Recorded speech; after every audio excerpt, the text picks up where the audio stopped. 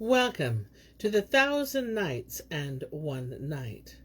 Now, when it was the 976th night, she continued, It hath reached me, O auspicious king, that when Halimah said to Kamar Al-Zaman, An thou wish for safety, travel with me by other than the wonted way, he replied, Hearing and obeying, and taking a road other than that used by folk, fared on without ceasing from region to region till he reached the confines of Egypt land, and sent his sire a letter by a runner. Now his father, the merchant Abd al-Rahman, was sitting in the market among the merchants with a heart on fire for separation from his son, because no news of the youth had reached him since the day of his departure. And while he was in such case, the runner came up and cried, O my lords, which of you is the merchant Abd al-Rahman? They said, What wouldst thou of him? And he said, I have a letter for him from his son Kamar Al-Zaman, whom I left in Al-Arish. At this, Abd al-Rahman rejoiced, and his breast was broadened, and the merchants rejoined for him and gave him joy in his son's safety. Then he opened the letter and read as follows, From Kamar Al-Zaman to the merchant Abd al-Rahman, and after peace be upon thee and upon all the merchants. And ye ask concerning us, to Allah be the praise and the thanks. Indeed, we have sold and bought and gained, and are come back in health, wealth, and weal. Whereupon Abd al-Rahman opened the door of rejoicing and made banquets and gave feasts and entertainments galore, sending for instruments of music and addressing himself to festivities after rarest fashion. When Kamar al-Zaman came to Al-Salyah, his father, and all the merchants went forth to meet him, and Abd al-Rahman embraced him and strained him to his bosom and sobbed till he swooned away. When he came to himself, he said, O 'tis a boon day, O my son, whereon the omnipotent protector hath reunited us with thee. And he repeated the words of the bard. The return of the friend is the best of all boons, and the joy cup circles o morns and noons. So welcome, welcome, fair welcome to thee, the light of the time and the moon o full moons. Then for excess of joy he poured forth a flood of tears from his eyes, and he recited also these 2 couplets. The moon o' the time shows unveiled light, and his journey done at our door doth alight. His locks as the nights of his absence are black, and the sun upstands from his collars white. Then the merchants came up to him, and saluting him, saw him with many loads and servants, and a travelling litter enclosed in a spacious circle. So they took him and carried him home, and when Halimah came forth from the litter, his father held her a seduction to all who beheld her. So they opened her an upper chamber, as it were a treasure from which the talisman had been loose. And when his mother saw her, she was ravished with her, and deemed her a queen of the wives of the kings. So he rejoiced in her and questioned her, and she answered, I am wife to thy son. And the mother rejoined, Since he is wedded to thee, we must make thee a splendid marriage feast, that we may rejoice in thee and my son. On this wise it befell her. But as regards the merchant Abd al-Rahman, when the folk had dispersed, each had wended his way, he foregathered with his son, and said to him, O my son, what is this slave girl thou hast brought with thee, and how much didst thou buy her for? Kamar al-Zaman said, O my father, she is no slave girl, but 'tis she who was the cause of my going abroad.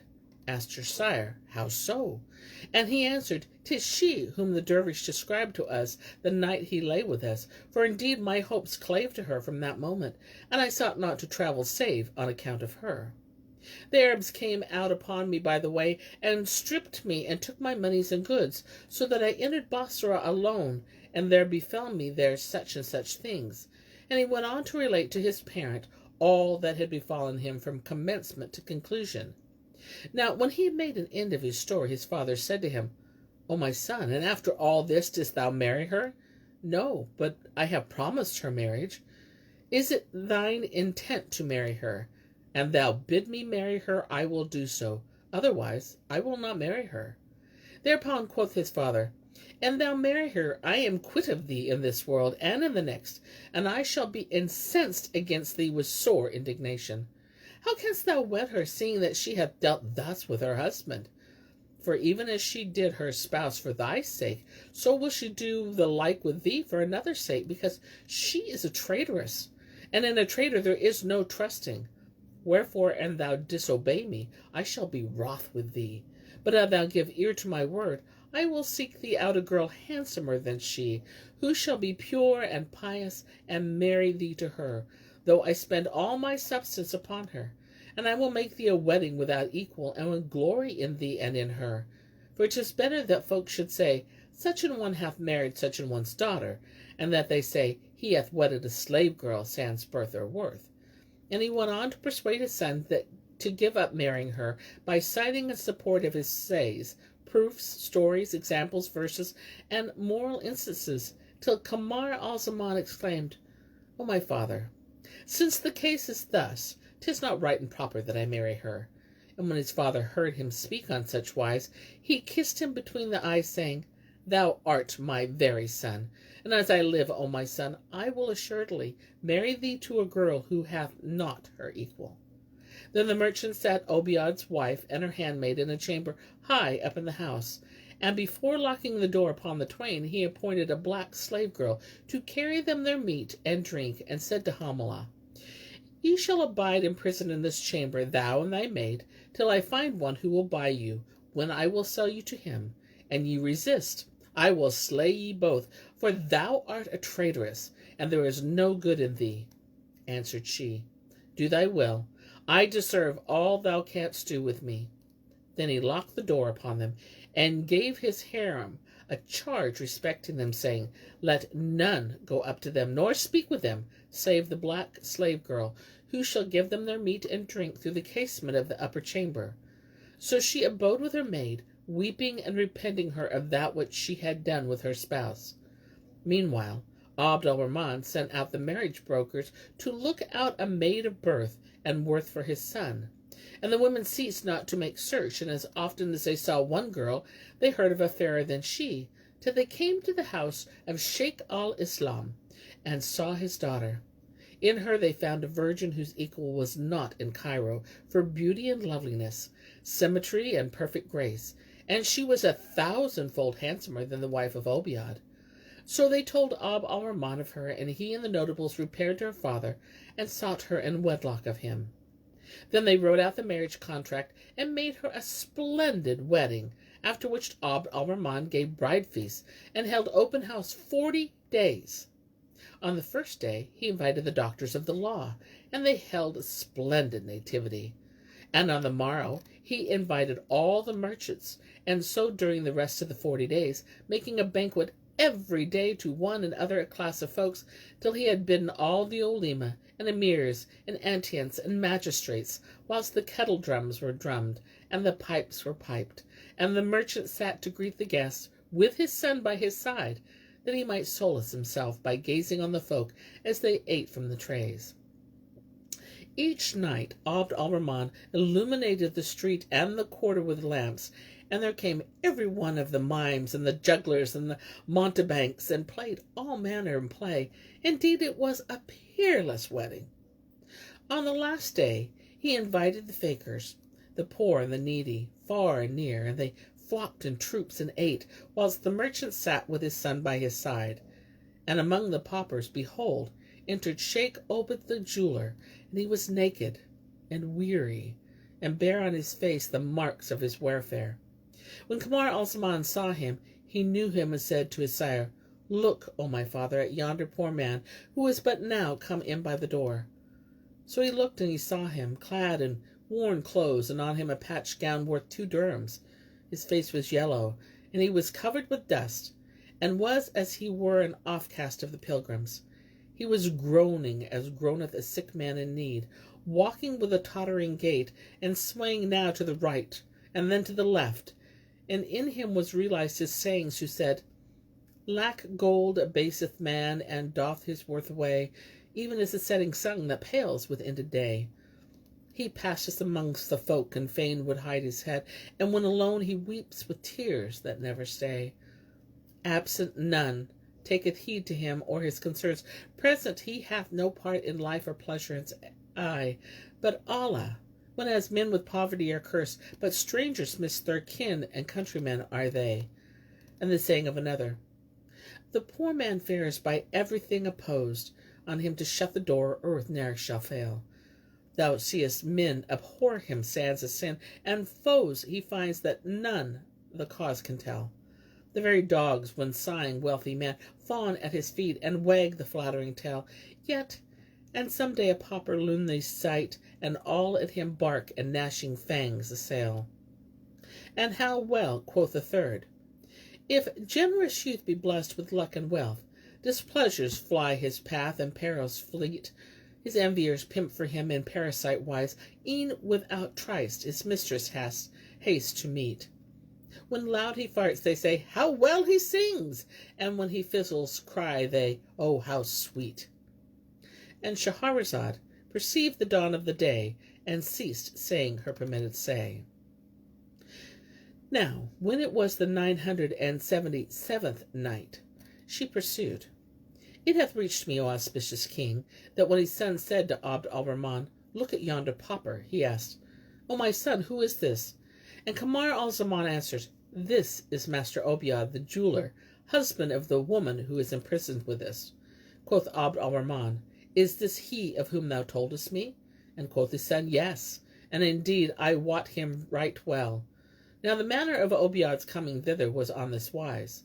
When he had farewelled Kamar Al-Zaman, he went to his shop, and thence going home, laid his hand on the door, whereupon it opened, and he entered and found neither his wife nor the slave girl, but saw the house in sorriest plight, quoting in mute speech his saying who said, the chambers were like a beehive well stocked. When their bees quitted it, they became empty. When he saw the house void, he turned right and left, and presently went round about the place like a madman, but came upon no one. Then he opened the door of his treasure closet, but found therein naught of his money nor his hoards, whereupon he recovered from the intoxication of fancy, and shook off his infatuations, and knew that it was his wife herself who had turned the tables upon him, and outwitted him with her wiles. He wept for that which had befallen him, but kept his affair secret, so none of his foes might exult over him, nor any of his friends be troubled, knowing that if it be disclosed his secret, it would bring him naught but dishonor and continually from the folk. Whereupon he said to himself, O Obayd, hide that which hath betided thee of affliction and ruination. It behoveth thee to do in accordance with his saying who said, if a man's breast with bane he hides be straitened, the breast that tells its hidden bale is straighter still. Then he locked up his house, and making for his shop, gave it in charge of one of his apprentices, to whom said he, my friend the young merchant hath invited me to accompany him to Cairo, for soling ourselves with the sight of the city, and sweareth that he will not march except he carry us with him, me and my wife. So, O my son, I make them my steward in the shop, and if the king ask for me, say thou to him, he is gone with his harem to the holy house of Allah. Then he sold some of his effects, and bought camels and mules and Mamelukes, together with a slave girl, and placing her in a litter, set out from Basra after 10 days. His friends farewelled him, and none doubted but that he had taken his wife and gone on the pilgrimage, and the folk rejoiced in this, for that Allah had delivered them from being shut up in the mosques and houses every Friday. Quoth some of them, Allah grant he may never return to Basra, so we may no more be boxed up in the mosques and houses every Friday. For that his usage had caused the people of Basra exceeding vexation. Quoth another, methinks he will not return from this journey, by reason of much praying of the people of Basra against him. And yet another, and he returned will not be but in reverse case. So the folk rejoiced with exceeding joy in the jeweler's departure. After they had been in mighty great chagrin, even their cats and dogs were comforted. When Friday came round, however, the crier proclaimed as usual that the people should repair to the mosques 2 hours before prayer time, or else hide themselves in their houses together with their cats and dogs, whereat their breasts were straitened, and they assembled in general assembly, and betaking themselves to the king's divan, stood between his hands, and said, O king of the age, the jeweler hath taken his harem, and departed on a pilgrimage to the holy house of Allah. So the cause of our restraint hath ceased to be. And why therefore are we now shut up? Quoth the king, How came this traitor to depart without telling me? But when he cometh back from his journey, all will not be save well. So go ye to your shops and sell and buy, for this vexation is removed from you. Thus far concerning the king and the Bassorite.